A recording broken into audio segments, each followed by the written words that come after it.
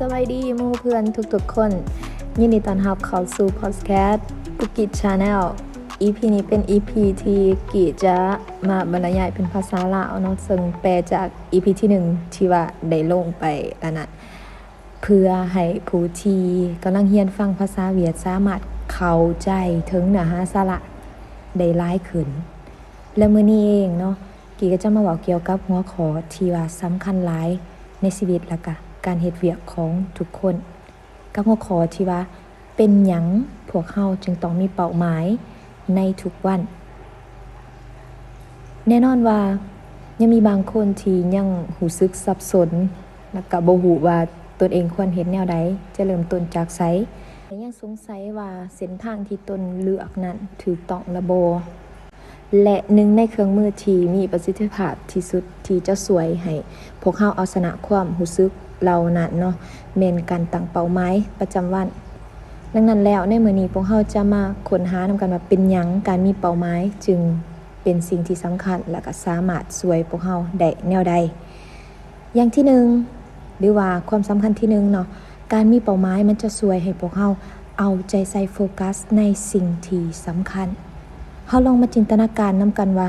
ในมื้อนึงเฮามีหลายๆสิ่งที่ต้องเฮ็ดถ้าหากว่าบ่มีเป้าหมายที่ชัดเจนเฮาสิรู้ได้แนวใดว่าเวียกมันจะสำเร็จตอนใดเผลอๆเวียกที่ว่าเฮากำลังเฮ็ดอยู่นั้นมันกำลังโอเวอร์โหลดหรือว่ากำลังล้นมือที่ว่าเฮาจะเฮ็ดให้มันสำเร็จได้และก็ง่ายต่อ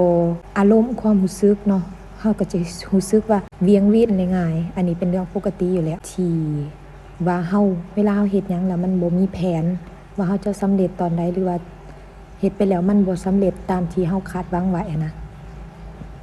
ฉะนั้นแล้วการมีเป้าหมายประจำวันมันจะช่วยให้เฮาสวมใส่ในสิ่งที่สำคัญที่สุดแทนที่เฮาจะไปเฮ็ดในหน้าเวียกที่มันบ่จำเป็นมันจะกลายเป็นกับดักที่ว่าเฮ็ดให้เฮาวนอยู่ในลูปของเวียกที่บ่จำเป็นหั่นหลายเกินไปตัวอย่างมันก็คล้ายๆคือกับการขับรถเข้าไปในเมืองที่ว่าเฮาบ่เคยไปเนาะโดยที่เฮาบ่มีแผนที่เลยหรือบ่มี Google Map เลยเพื่อใส่เบิ่งหรือว่าใส่นำทางถ้าหากว่าเฮาบ่รู้จุดหมายปลายทางของตนเองที่จะไปหันนะว่าสิไปไสหรือว่าตนเองกำลังอยู่จุดใดเฮาก็สิหลงทางได้ง่ายและผลตามมาก็คือมันก็นอกจากว่าจะเสียทั้งเวลา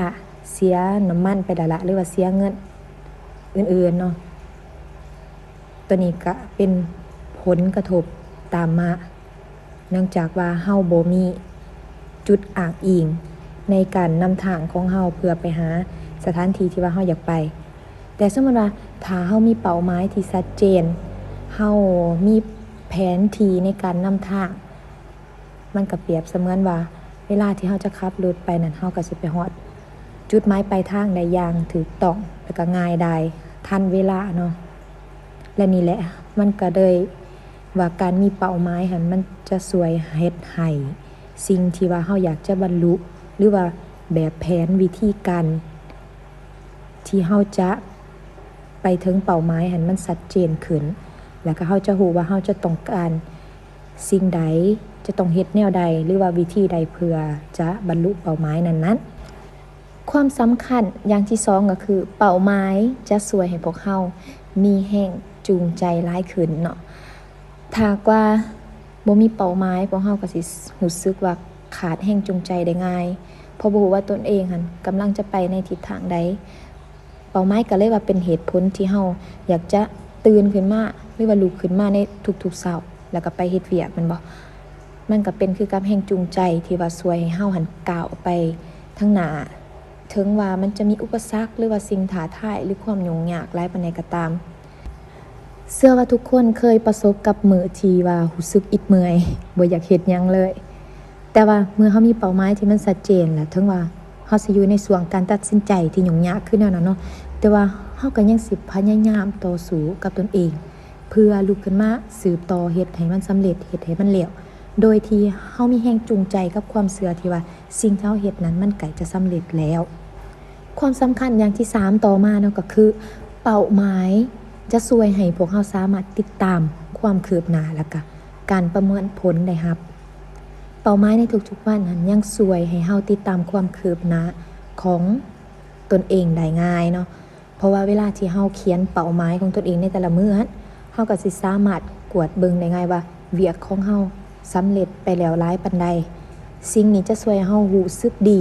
กับสิ่งที่เฮาได้บรรลุแล้วก็รับรู้ถึงจุดที่ว่าต้องมีการเปลี่ยนแปลงหรือว่าปรับปรุงในจุดใดการวางเป้าหมายมันบ่เพียงแต่จะช่วยเฮามีแรงจูงใจแต่มันก็ยังช่วยเฮาเรียนรู้วิธีการที่จะประเมินตัวเองนำแล้วก็เติบโตไปอย่างเป็นระบบซึ่งการบรรลุเป้าหมายทุกๆมื้อก็ถือว่าเป็นบาทกล่าวอันยิ่งใหญ่ถึงแม้ว่าเป้าหมายนั้นที่ว่าเฮาวางมามันจะเป็นเป้าหมายน้อยๆก็ตามเนาะความสำคัญอันที่4เป้าหมายช่วยพวกเฮาปรับปรุงแล้วก็จัดการบริหารเวลาเป็นหยังคือว่าแนวนั้น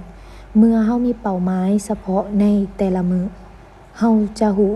วิธีจัดสรรเวลาให้เหมาะสมเป้าหมายมันสิช่วยให้เฮาสามารถจัดลำดับความสำคัญของเวียกงานที่สำคัญและมันยังช่วยหลีกเว้นการติดอยู่ในเวียกงานที่มันบ่จำเป็นและนี่ก็เลยว่าเป็นเหตุผลที่ช่วยให้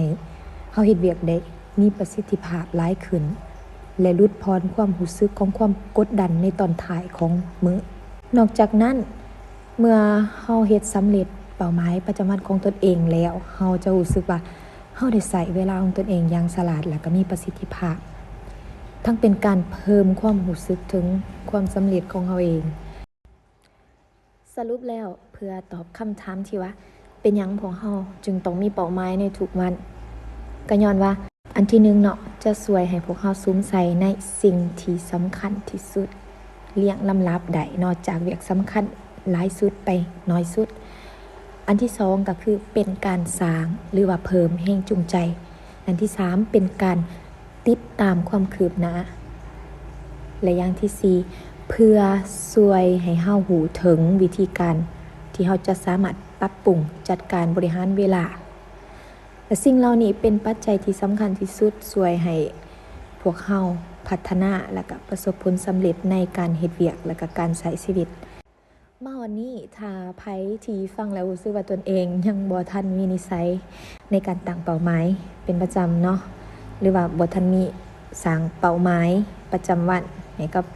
สิ่งที่ว่าตนเองอยากเฮ็ดในแต่ละมื้อนะก็ลองเริ่มมื้อนี้